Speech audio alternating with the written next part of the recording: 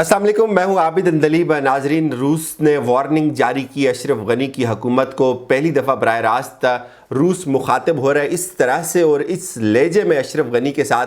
पहले रूस ने अमेरिका को वार्निंग दी कि आप अपनी औकात में रहें, और आज रूस का ये कहना है अशरफ गनी को कि होश के नाखन लो, तुम्हारे कदमों से ज़मीन निकल चुकी है।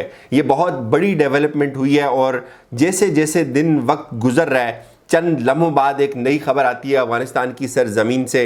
घेरा तंग होता जा रहा है अशरफ गनी की हुकूमत के लिए। और आज की सबसे जो इंटरेस्टिंग खबर है वो ये है कि आज अशरफ गनी की हुकूमत के एक ऑफिशियल आकर टीवी पे ये कहते हैं कि जितने एरियाज़ हमसे चले गए हम उनको वापस लेने की कोशिश करेंगे।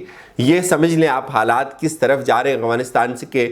और आज रूस ने बाज़ाब्ता तौर पे एक वार्निंग जारी की है कि आज अगर अशरफ गनी की हुकूमत ने होश के नाखून ना लिए तो फिर ना कहना कि देर हो गई।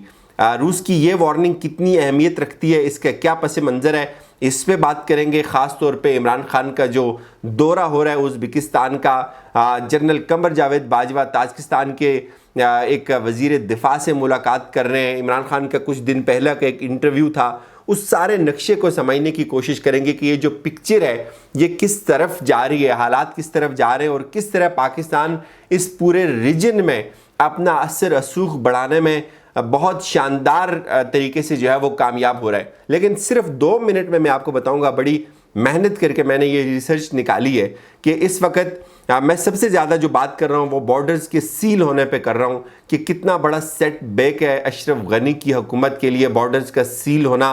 और बॉर्डर का सील करना तालिबान की कितनी बड़ी अचीवमेंट है, इसका क्या मतलब है, फ्यूचर पिक्चर क्या निकल सकती है इससे। आप यूँ समझिए कि जो मैं रिसर्च की है मेरी, उसके मुताबिक सिर्फ 8 ड्राई पोर्ट्स हैं अफ़गानिस्तान के अंदर। उन ड्राई पोर्ट्स में से 2 काबुल के अंदर शहर के अंदर हैं और बाकी बाहर हैं। 3 जो है वो जो बॉर्डर्स लगती हैं, 3 ड्राई पोर्ट जो है वो ईरान के साथ लगती हैं। किला इस्लाम है, फिर पाकिस्तान के साथ जो है वो चमन है, और शेर खान जो है वो शेर खान बंदर ये उज़्बेकिस्तान के साथ लगती है। इन तीनों जगहों पे इस वक्त कंप्लीट कब्ज़ा है तालिबान का। और बताया ये जा रहा है कि ये जितने भी पोर्ट्स हैं, जितनी भी ये हाईवेज़ हैं, जितने भी ये रूट्स हैं, चूँकि अफ़गानिस्तान का आपको पता है कि एक लैंड लॉक कंट्री है, उसके यही बॉर्डर्स अगर सील हो जाते हैं तो उसका कितना बड़ा असर पड़ेगा अफ़गानिस्तान की हुकूमत पे, इसका अंदाज़ा आप सिर्फ 2 जगहों से लगाएं। एक जो 3 ड्राई पोर्ट्स हैं, तुरखम जो है नगरहार, जहां आपको ये याद होगा कि एक बहुत बड़ा बम भी गिरा था, वहाँ की जो ड्राई पोर्ट है तुरखम, वो भी कंप्लीट सील कर दिए तालिबान ने, उसका कब्ज़ा भी तालिबान के पास आ गया। फिर अकीना है, ये फरियाब में है, इसको भी सील कर दिया है।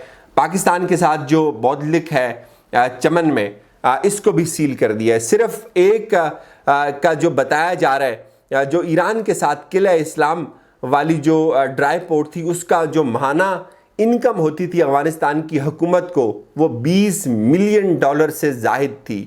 ये सिर्फ चमन का मैं आपको किला इस्लाम का बता रहा हूँ जो ईरान के साथ तजारत होती थी। और जब तालिबान ने किला इस्लाम को, ईरान के साथ जो बॉर्डर लगता है, उसको फतह किया, तो जो उनके सिक्योरिटी के लोग थे, अशरफ गनी की हुकूमत के एहलकार, वो भाग के ईरान चले गए।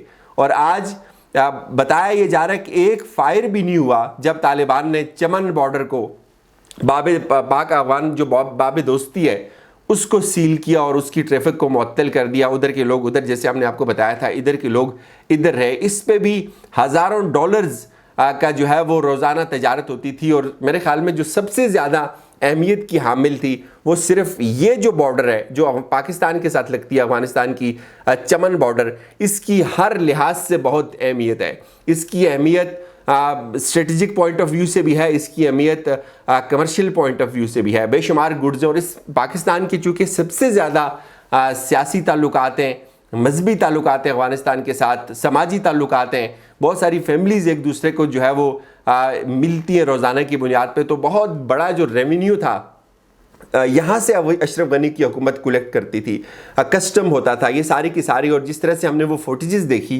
कि बड़ी रकम तालिबान जो है वो सीज़ कर रहे हैं, अपने कब्ज़े में ले रहे हैं, तो इसका बराह रास्त ये मतलब है कि अगर उनके इतने बड़े रेवेन्यू के जो सोर्सेज हैं وہ طالبان کے پاس چلے جاتے ہیں. تو کیسے یہ حکومت سسٹین کر سکتی ہے؟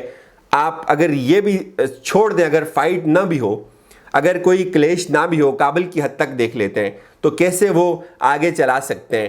اگر 85% حصے پہ طالبان کا کنٹرول حاصل ہو چکا ہے تو آپ مجھے بتائیں، ٹاکس بھی اگر ہوں گی، جو روس نے ان کو تنبیہ جاری کر دی ہے، تو کیا ٹاکس میں اشرف غنی کیا حاصل کرے گا جس کے پاس ٹوٹل 15% رہ گیا افغانستان کا علاقہ؟ 15 سے بھی کم میں آپ کو بتا رہا ہوں. جو ہم چیزوں کو اسٹڈی کر رہے ہیں، جو ہمارے پاس رپورٹس آ رہی ہیں، اس کے مطابق 90% سے اوپر طالبان اس وقت پہنچ چکے ہیں پریکٹیکلی. جس پہ ان کے قبضے ہیں وہاں ان کے لوگ موجود ہیں، اور جہاں جہاں طالبان جاتے ہیں وہ لوگ آگے سے اپنا خود ہی راستہ صاف کر دیتے ہیں. اب آتے ہیں عمران خان کے جو دورہ ازبکستان ہے اس کے حوالے سے. عمران خان نے کچھ عرصہ پہلے ایک انٹرویو دیا تھا، بڑا وائرل ہوا تھا وہ انٹرویو. اس میں عمران خان نے یہ کہا تھا کہ ہمارا مسئلہ افغانستان سے آگے جانا ہے. جیسے روس یہاں پہنچ رہے، جیسے چائنا یہاں سے سی پیک کے ذریعے آگے دنیا کو کنیکٹ کر رہے ہیں، تو اسے پاکستان کے پاس بھی ایک بہت اچھی اپورچونٹی ہے. کیونکہ پاکستان کو ہمیشہ امریکہ نے الجھا کے رکھا افغانستان کے ساتھ. آج اگر افغانستان میں امن ہوتا ہے تو پاکستان ان دوسری سینٹرل ایشیا کی ریاستوں پہ بھی اپنا بہت اچھا امیج ڈیولپ کر سکتا ہے، بہت اچھے تعلقات ان کے ساتھ قائم کر سکتا ہے، بہت تجارت ہو سکتی ہے ان کے ساتھ ہماری. تو عمران خان کا یہ جو دورہ ہے اس کے بارے میں یہ بتایا جا رہا ہے، یہ بھی اسی سلسلے کی ایک کڑی ہے. اس میں ان کے ساتھ ڈپلومیٹس جا رہے ہیں، اس میں ان کے ساتھ کاروباری لوگ جا رہے ہیں، بہت سارے لوگوں کی جو ہے وہ آپس میں میٹنگز ہونی ہے، اور یہ مواقع ہوتے ہیں. یہ پاکستان نے اس کو ایک اپورچونٹی کے طور پہ ایک اپورچونٹی کریٹ کی ہے. اور ساتھ ساتھ پھر اگر آپ اسی تناظر میں جنرل قمر جاوید باجوہ کا دورہ، جو وزٹ ہے، جو ملاقات ہے ان کی، معذرت، تاجکستان کے وزیر دفاع کے ساتھ، تو یہ تاجکستان کی بھی چونکہ بارڈر لگتی ہے افغانستان کے ساتھ، اور یہاں ایک روس کی بہت بڑی بیس جو ہے وہ ایکٹیو ہونے جا رہی ہے. تقریباً 20,000 فوجی تاجکستان جو ہے وہ اپنی اس سرحد پہ ڈپلائی کر چکا ہے. تو یہ جس طرح سے یہ پکچر بن رہی ہے تو اس میں پاکستان کے لیے ہر اعتبار سے ایک ون ون سچویشن ہے.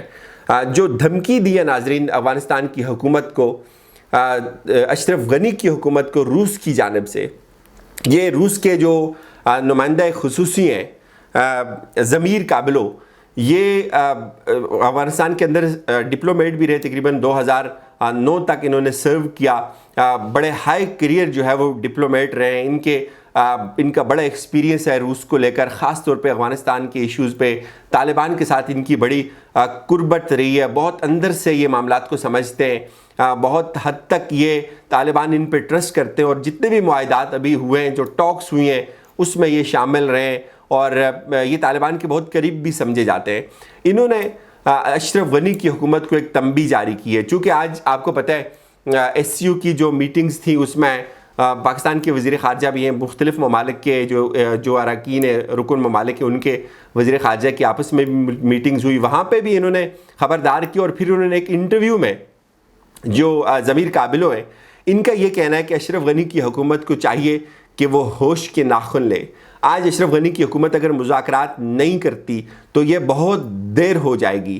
اشرف غنی کی حکومت کو ہم نے سوچا تھا، انہوں نے ہمیں اس چیز کی گارنٹی دی تھی کہ وہ مذاکرات کریں گے، لیکن وہ تعصب سے کام لے رہے ہیں. آج اگر اشرف غنی کی حکومت آنکھیں نہیں کھولے گی تو بہت دیر ہو جائے گی. ابھی بھی ان کے پاس وقت ہے. ان کا یہ لفظ یوز کرنا کہ اشرف غنی کی جو حکومت ہے اس نے صرف they paid lip service to the idea of talks, انہوں نے صرف لپ سروس کی ہے، انہوں نے کوئی ایکشن نہیں کیا، کوئی اس پہ کام نہیں کیا، اور وہ سیریس نہیں ہو رہے اس چیز کو لے کر.